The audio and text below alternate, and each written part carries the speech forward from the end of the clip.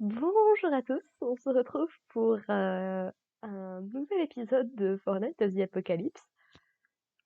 Je viens littéralement de finir le dernier épisode de la saison 1, et je sais pas si vous pourrez l'entendre dans ma voix. J'aurais vraiment pas cru qu'ils allaient s'arrêter comme ça. Alors là, pour le coup, ils m'ont totalement surpris. Je pensais que ça allait finir un peu plus tard, donc effectivement, je vais peut-être à savoir un peu plus ce qui se passe que 2 ou 3 épisodes en début de saison 2. Mais faut que je revienne sur le début avant d'évoquer le gros truc, parce que la review sera peut-être plus longue ou plus courte, j'en ai aucune idée, mais j'ai des trucs à dire. J'ai des trucs à extérioriser là. Donc l'épisode commence avec Ise et Perceval globalement qui affrontent Mela Galan, avec Ise qui est complètement démoralisée de voir son prince toujours inconscient, toujours incapable de se battre. Et elle, par contre, qui est prête à donner sa vie pour Tristan, puisqu'elle l'aime et elle est prête à le faire savoir. En fait, ce qu'elle explique, c'est que sa magie vient des sentiments qu'elle éprouve notamment pour le prince Tristan. Et que bah, plus tu menaces Tristan, plus tu vas t'en manger une, quoi, globalement. Ce que du coup, bah, Mela Galan va être très rapide de l'envoyer valser, ce qui va réveiller, à peu près au même moment, ce qui va réveiller Tristan. Alors, c'est très difficile de savoir si son amour est réciproque à Ise, mais voilà, voir une de ses camarades plus ou moins tomber au combat, bon, on va dire que c'est pas trop quelque chose qui plaît beaucoup à Tristan, et je dois bien dire qu'à ce niveau-là, ma maman, il a bien pris de son père. Ah, je vous jure, la scène où il est devant Mélagalane, ils attaquent, et la seconde d'après, il est derrière, on dirait vraiment Nanatsu fin de saison 1, quand Hendrickson s'en prend à Elisabeth. Hein. C'est... Je pense pas que que Nakaba Suzuki ne l'ait pas fait exprès, je pense que c'est volontaire pour tirer des parallélismes, mais... Voilà, et suite à ça, du coup, Tristan va libérer sa puissance démoniaque, qu'il avait que très très peu utilisée jusqu'ici. Et ce qu'il va nous expliquer, c'est que le problème, un petit peu comme son père encore une fois au début, c'est qu'une fois qu'il se met dans ce mode-là, c'est très compliqué d'en ressortir. Il demande même à Hendrickson avant d'enclencher ce truc, ouais, vous pouvez appeler Lancelot assez rapidement, s'il vous plaît, parce que sinon ça va être un carnage. Donc voilà, Tristan qui dévoile totalement sa puissance démoniaque, et il est over, cheaté. Encore une fois, le côté Deus Ex Machina est plutôt pas mal. Puisqu'en fait, bah, il arrive à arracher des parties de Galan sans trop de problèmes. Et il fait montre d'une brutalité et d'une force qui effectivement n'est pas sans rappeler Meliodas de fin de saison 2 face à Frodrin, où effectivement il se montre complètement froid, calculateur, tout ce que tu veux, tel point que ça choque un petit peu tout le monde. Bah, un peu pareil ici, quoi. C'est autant, bon, tu vois Tristan qui défonce le monstre. Ok, c'est plutôt pas mal. Quand il commence littéralement à le torturer, à un moment, il prend sa lame et il l'enfonce, et il l'enfonce, et il l'enfonce, et il tourne, et il twist. Enfin, j'avoue que ça m'a foutu un frisson là à ce moment-là, j'étais là. Ouais, Tristan, tu veux pas te calmer s'il te plaît, ce serait plutôt pas mal. Et en fait, il va réussir complètement à annihiler en fait Mela Galan. On va avoir une petite scène où Elisabeth est un petit peu étonnée, puisqu'on voit vite fait Elisabeth. On l'avait déjà aperçu dans d'autres épisodes, mais c'est la première fois qu'on voit vraiment son visage en dehors de l'opening. Et ouais, elle est en mode ah, je suis quand même étonnée, parce que jusqu'ici, Tristan, il voulait pas utiliser cette puissance et tout ça. Et Meliodas de lui répondre oui, non, mais il a des amis maintenant sur qui il peut compter. Ok, Lancelot peut-être, parce que le reste. Enfin, Meliodas qui prend vraiment la situation, mais à la légère, quoi. C'est meilleur père du monde, encore une fois, quoi. On a d'ailleurs Mela Galan qui effectivement confirme bien, c'est bien ce qui me semblait, que Tristan, en étant la descendance des démons et des déesses, est considéré comme un Néphilim.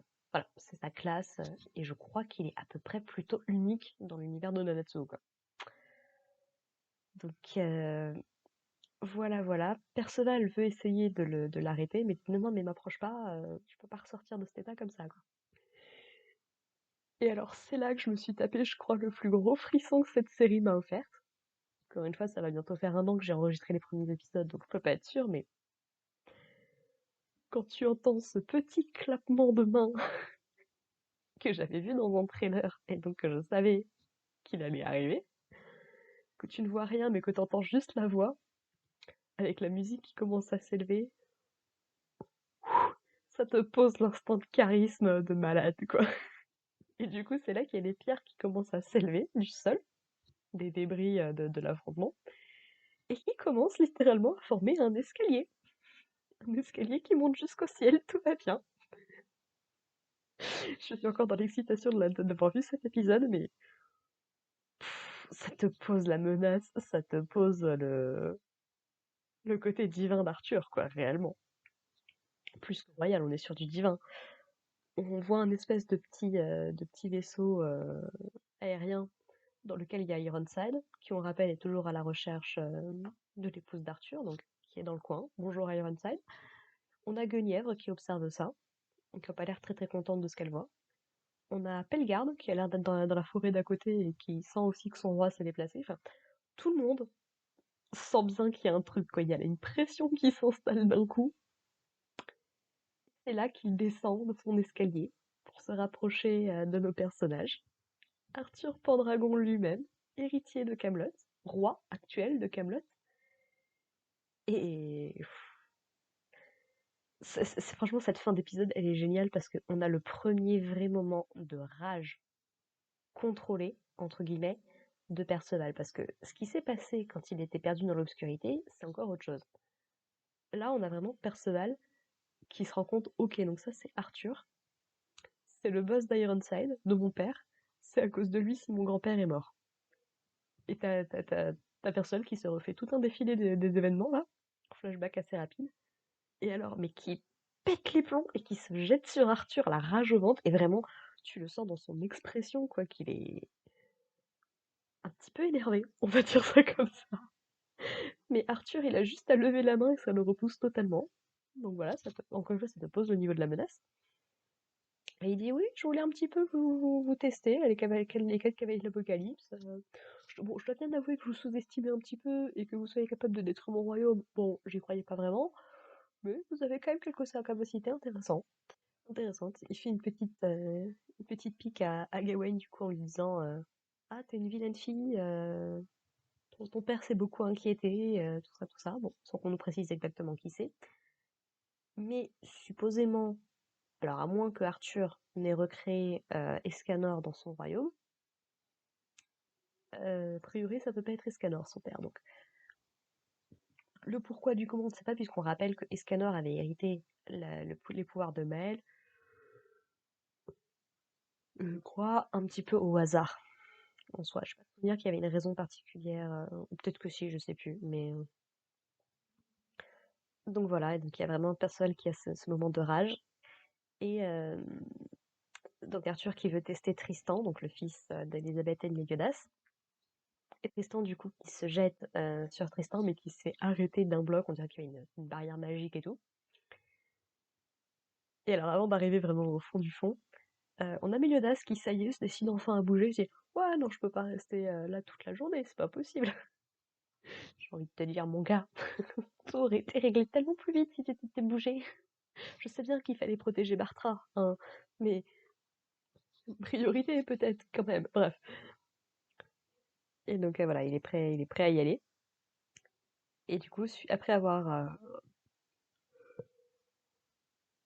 renvoyé Tristan, on a Arthur qui, je sais pas très bien ce que c'est, mais t'as une espèce de halo qui se met autour de lui, de lumière dorée et tout. Alors est-ce que ça peut être lié à la magie de Gawain, je ne sais pas. Mais ça a l'air d'être plein d'armes différentes en fait qui sont derrière lui. Et il pète tellement la classe. T'as même Hendrickson qui dit mais est-ce que c'est vraiment le gamin que j'avais rencontré, machin et tout. Je rappelle quand même qu'en fin de saison 1, Arthur avait une puissance magique tellement impressionnante qu'on pouvait faire ça, passer ça pour une armée. Je rappelle que c'était le seul Desti qui s'est littéralement fait empaler pour récupérer son épée et ses pouvoirs à la fin de Nanatsu. Donc ouais, non, Arthur Pendragon, C'est pas quelqu'un qu'on peut juste faire comme ça, quoi. Et voilà, c'est à peu près comme ça que l'épisode se termine avec Arthur qui dit littéralement vous qui êtes les créatures du mal, prosternez-vous devant votre roi, quoi. Et j'avoue que je pensais vraiment pas qu'ils allaient terminer là-dessus, mais ça fout un cliffhanger de malade pour la saison 2. Et c'est vrai que ça faisait très longtemps que j'avais pas vu un animé faire ça. À part Foot Basket, la saison 2, mais je comprends toujours pas pourquoi est-ce qu'ils ont fini là-dessus.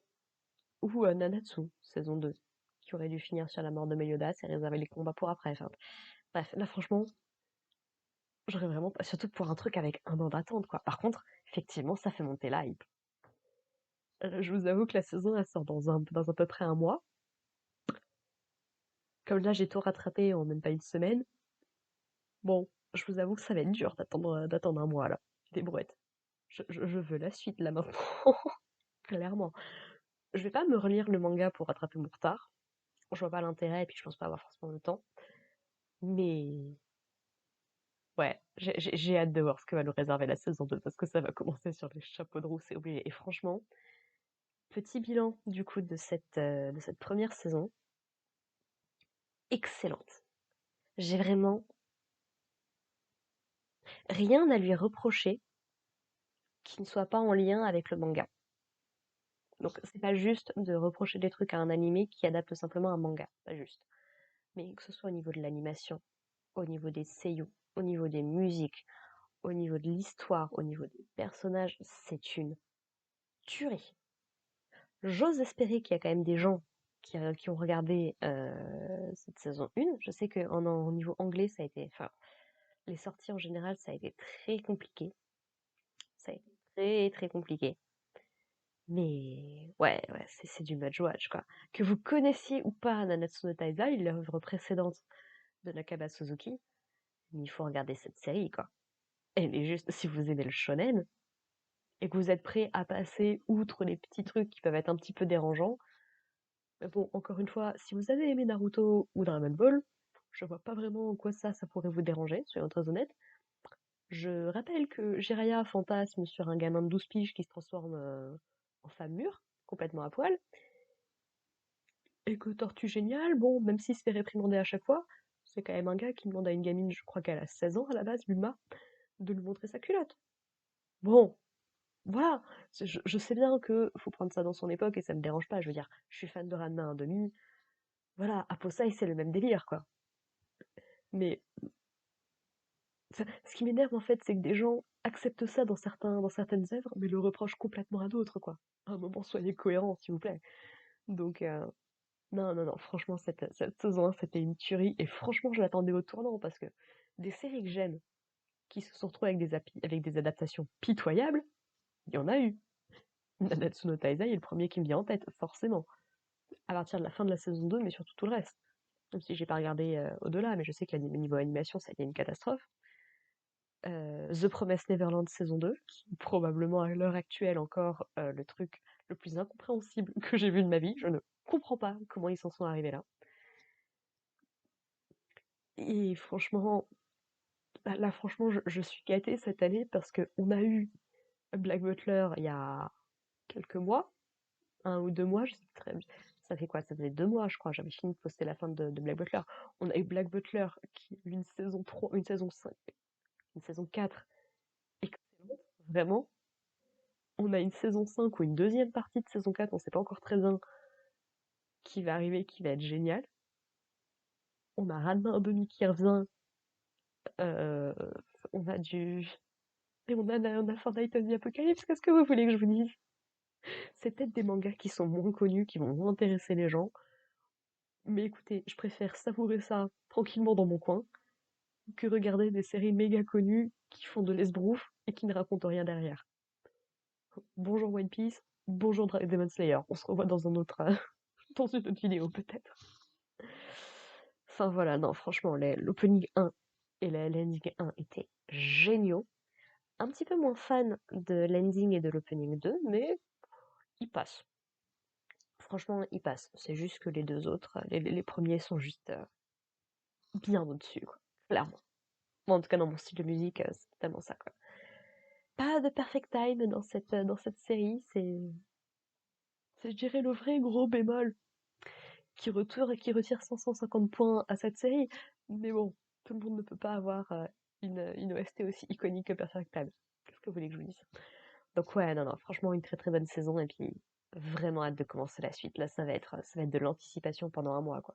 Alors fort heureusement, moi du coup, comme j'ai enregistré pas mal de vidéos, je pense que là, vous devez voir ça, on doit être en octobre ou en novembre, donc ça va encore avoir un petit peu de retard par rapport à la parution en simulcast, mais je vous promets que dès que les épisodes sortent, j'enregistre mes reviews et je vous poste ça dès que la saison 1 a fini de paraître sur la chaîne, on enchaîne, quoi. Clairement. Pour le coup, c'est ma faute de ne pas avoir tenu mon planning à l'époque. Mais voilà, on va enchaîner, vous inquiétez pas. On va se faire un bon automne, un bon début d'hiver. Ça va être. Voilà, voilà. Bah écoutez, sur ce, vous pourrez trouver la playlist de Fortnite of the Apocalypse sur la chaîne, où j'aurai du coup fait une review de tous les épisodes de cette saison. Vous trouverez des reviews d'autres mangas, d'autres animés, d'autres séries en général sur la chaîne. Un petit peu de jeux vidéo aussi quand j'ai le temps, quand j'ai la motivation. Ça devient beaucoup plus compliqué quand on bosse, je trouve. Et puis voilà, en espérant que vous aurez apprécié m'écouter, parler, blablater pendant un quart d'heure. Et puis bah, j'espère vous retrouver pour la saison 2 une fois qu'elle sera de sortie. Voilà, voilà. Si possible, pour ceux qui ont lu le manga, on ne spoile pas dans les commentaires. Je ne sais pas combien de personnes m'écouteront, mais on essaye d'être gentil avec les copains quand même. Essayer de les découvrir ce qui arrivera par la suite. Même moi d'ailleurs, s'il vous plaît, merci. Et puis bah écoutez, on se retrouve la prochaine fois pour le début de la saison 2. Allez, portez-vous bien les gens, à plus tard.